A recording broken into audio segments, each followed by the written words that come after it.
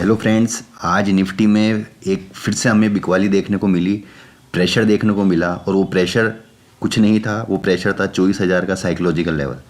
वो 24,000 ही था जिस पे प्रेशर माउंट हुआ। सुबह एक अर्ली मॉर्निंग में एक बाउंस मिला, पर वो बाउंस सक्सेसफुल नहीं रहा। यह है आज का चार्ट। यहाँ से ये बाउंस हमें देखने को मिला और 23,900 से ही वो वापस फिजल आउट हो गया। ये साफ दर्शाता है कि 24,000 एक साइकोलॉजिकल लेवल नहीं, अब एक ईंट की दीवार है जिसको तोड़ना बहुत ज़रूरी है। 24,000 के लेवल के पास आप शॉर्ट करना है। आपकी जो एनालिसिस है वो यही कहती है कि 24,000 के पास आपको शॉर्ट करना है। स्टॉप लॉस रहेगा आपका 24,200 का। ये जो गैप है ये फिल नहीं हुआ है, और ये जब तक फिल नहीं होता है निफ्टी में वीकनेस कंटिन्यू रहेगी। जा कहाँ तक सकती है वीकनेस? तो पहला पड़ाव है 23,500 का। 23,500 तोड़ देता है तो पिछले महीने के जो हमारे लोअर लेवल थे 23,300 तक के, वो भी देखने को मिल सकता है निफ्टी में। तो कोई भी बाउंस सेलिंग अपॉर्चुनिटी रहेगी निफ्टी के लिए। चलते हैं बैंक निफ्टी पे। बैंक निफ्टी ने भी वो अटैम्प्ट किया जो अटैम्प्ट निफ्टी ने किया। एक बाउंस दिखाने की कोशिश करी, पर 52,000 का साइकोलॉजिकल लेवल वहीं से ही फिजल आउट हो गया बैंक निफ्टी भी। और 300 पॉइंट की गिरावट बैंक निफ्टी में भी देखने को मिली। अब बैंक निफ्टी ये जो कंसोलिडेशन रेंज थी इसके लोअर एंड पे है। अगर ये लोअर एंड टूट जाता है, जिसके चांसेस लग रहे हैं डाउ फ्यूचर्स को देखते हुए कि कल एक गैप डाउन ओपनिंग देखने को मिल सकती है, तो फिर बैंक निफ्टी भी 50,000 के लेवल्स के लिए तैयार होते नजर आएगा। तो कोई भी बाउंस आती है तो बैंक निफ्टी में भी एक सेलिंग अपॉर्चुनिटी रहेगी। स्टॉप लॉस रहेगा आपका 52,000 का। 52,000 के नीचे जब तक बैंक निफ्टी है आप सेल कर सकते हैं बिना किसी शंका के, झिझक के। अगर 50,000 का लेवल्स टूट जाता है तो फिर आप तैयार रहिए और लोअर लेवल्स ले लिए, जो कि 49,700 और 49,200 तक के लेवल्स बैंक निफ्टी में देखने को मिल सकते हैं। तो मार्केट मोटा मोटी अगर बात की जाए तो मार्केट चारों इंडेक्स पे वीक है। कोई भी आपको अपॉर्चुनिटी मिलती है तो वो सेलिंग अपॉर्चुनिटी आपको तलाशनी चाहिए। चलते हैं निफ्टी मिड कैप पे। निफ्टी मिड कैप ने भी एक रिकवरी दिखाने की कोशिश करी, पर 13,000 के लेवल से एक रेजिस्टेंस मार्क करते हुए वहीं से फिजल आउट हो गया। 100 पॉइंट की गिरावट हमें आखिरी 1 घंटे में देखने को मिली।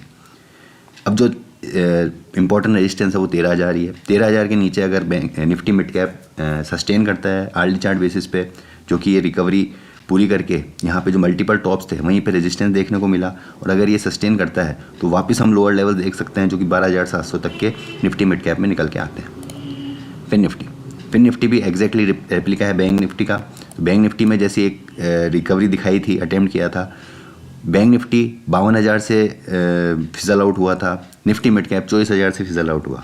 24,000 के लेवल से फिजल आउट होते हुए 23,500 के लेवल पे बंद हुआ।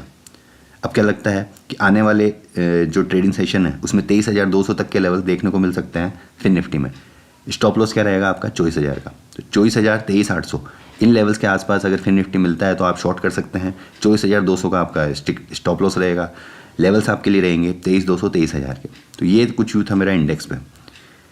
चलते हैं कमोडिटी सेक्शन में, क्रूड ऑयल पे। क्रूड ऑयल में आज जो हमने देखा एक रिकवरी के संकेत, एक थोड़ा सा कंसोलिडेशन हुआ, और फिर सेकेंड हाफ में अभी रिकवरी देखने को मिल रही है। अभी रिकवरी कहाँ तक जा सकती है उसके लिए चलते हैं डेली चार्ट्स पे। डेली चार्ट्स पे अगर हम देखें तो 6,195 यहाँ से 100 पॉइंट की जगह क्रूड ऑयल में बनती है। तो क्रूड ऑयल में लोअर लेवल्स पे आप बाय कर सकते हैं। बाय कहाँ करना है वो लेवल भी मैं आपको बता देता हूँ। तो अगर कोई भी डिप आती है 6,080 तक की, 6,080 तक के लेवल्स में आप क्रूड ऑयल को बाय कर सकते हैं। 6,050 का स्टॉप लॉस रहेगा।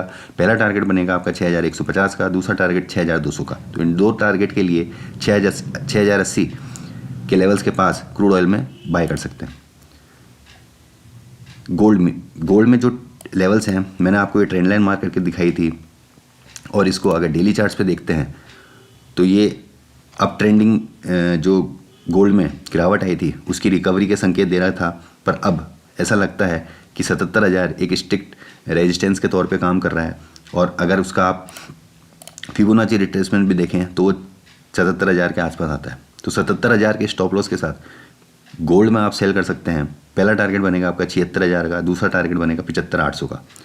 75,800, 76,000 इन दो टारगेट्स के लिए 77,000 के स्टॉप लॉस के साथ क्रूड ऑयल में आप सेल कर सकते हैं। आर्ली चार्ट पे भी देख लेते हैं। जी हाँ, जिनको छोटा स्टॉप लॉस रखना है वो इसी कैंडल के हाई 76,300, 76,400 तक का स्टॉप लॉस भी रख सकते हैं। एक रिस्क रिवॉर्ड रेशियो फेवरेबल रहेगा छोटे स्टॉप लॉस के साथ। तो ये कुछ हुई था मेरे इंडेक्स पे कमोडिटीज़ पे। स्टॉक स्पेसिफिक अगर बात करें तो आज निफ्टी में अदानी एंटरप्राइज ने काफ़ी अच्छा मूवमेंट दिखाया, हाई राइज हाई लोज का फॉर्मेशन दिया, हमने हमारे क्लाइंट को भी सजेस्ट किया था। दूसरा था हमारा HCL टेक। HCL टेक भी हम आपको दिखा देते हैं, काफ़ी अच्छी जो आखिरी घंटे में जो खरीदारी आई थी उसमें हमने अच्छा से प्रॉफिट बुकिंग कराई। HDFC बैंक, ये हमारा आज का शॉर्ट कॉल था। शुरुआत से ही इसमें कंसोलिडेशन हो रहा था और यहाँ पर कंसोलिडेशन का जैसे ही ब्रेकडाउन मिला तो एक बड़ी गिरावट देखने को मिली HDFC बैंक में लास्ट 1 घंटे में। लास्ट हमारा स्टॉक था आज का सन फार्मा में भी हायर हाई हाई लोज का फॉर्मेशन देखने को मिल रहा था। आर्ली चार्ट बेसिस पे तो अच्छा स्ट्रॉन्ग सपोर्ट था। 1840 के स्टॉप लॉस के साथ हमने बाय कराया था और 1880 तक 40 रुपये की मूवमेंट सन फार्मा में भी देखने को मिली। तो ऐसे कुछ अच्छे स्टॉक्स डेली बेसिस पे हम रिकमेंड भी करते हैं क्लाइंट्स को। आप भी हमारे साथ जुड़ सकते हैं। करना सिर्फ आपको इतना है, चैनल को शेयर सब्सक्राइब करना ना भूलें, लाइक करें, कमेंट करें। और कुछ जानना है तो हम अपने वीडियो में जोड़ेंगे। मिलते हैं कल आपसे नए विश्लेषण के साथ, तब तक के लिए गुड बाय, टेक केयर।